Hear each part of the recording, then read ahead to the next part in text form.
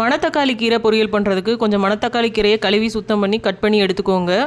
ஒரு தக்காளி, ஒரு 10-15 சின்ன வெங்காயம், ஒரு 2 வரமிளகா, ஒரு 4-5 பல் பூண்டு எல்லாத்தையும் கட் பண்ணி வச்சுக்கோங்க. கடாய் காஞ்சதும் 1 ஸ்பூன் தேங்காய் எண்ணெய் விட்டு கடுகு உளுந்தம் பருப்பு போட்டு பொரிஞ்சதும் கட் பண்ணி வச்சுருக்க சின்ன வெங்காயம், வரமிளகா, பூண்டு எல்லாம் போட்டு வதக்கிக்கோங்க. இது வதங்கிட்டு இருக்கும்போதே கொஞ்சம் பெருங்காய பொடி, உப்பு எல்லாத்தையும் போட்டு வதக்கிக்கோங்க. இது கொஞ்சம் வதங்கினதும் நம்ம கட் பண்ணி வச்சுருக்க தக்காளியும் போட்டு வதக்கிக்கோங்க. தக்காளி ஓரளவு சுருங்கினதும் கட் பண்ணி வச்சுருக்க கீரையும் இது கூட போட்டு நல்லா வதக்கிக்கோங்க. கீரை நல்லா வதங்கி சுருங்கினதும் கீரை வெந்திருக்கான்னு எடுத்து லைட்டாக டேஸ்ட் பண்ணி பாருங்கள். இதுக்கு தண்ணி ஊற்ற தேவையில்லை. ஃபைனலாக தேங்காய் துருவல். நான் வெஜிடேரியனாக இருந்தால் ஒரு முட்டை, பெப்பர் பொடியை வந்து லைட்டாக ஸ்ப்ரிங்கிள் பண்ணிவிட்டு கிளறி எடுத்திங்கன்னா ஒரு சுவையான மணத்தக்காளி கீரை முட்டை பொரியல் வந்து ரெடி. இந்த மணத்தக்காளி கீரைக்கு வந்து வயிற்று புண்களை குணப்படுத்துகிற ஒரு சக்தியும் கல்லீரல் சம்மந்தப்பட்ட நோய்கள் வந்து வராமல் தடுக்கிறதுக்கும் ரொம்பவே ஹெல்ப் பண்ணுது. இப்போ நிறைய மக்களை பாதிச்சுட்டு இருக்கிறது பார்த்திங்கன்னா லிவர் டிசீஸான ஹெப்படைட்டிஸ் வெரைட்டிஸ் தான். ஸோ இந்த கீரையை வாரத்தில் ஒரு நாளாவது எடுத்துக்கோங்க, ஹெல்த்தியாக இருங்க.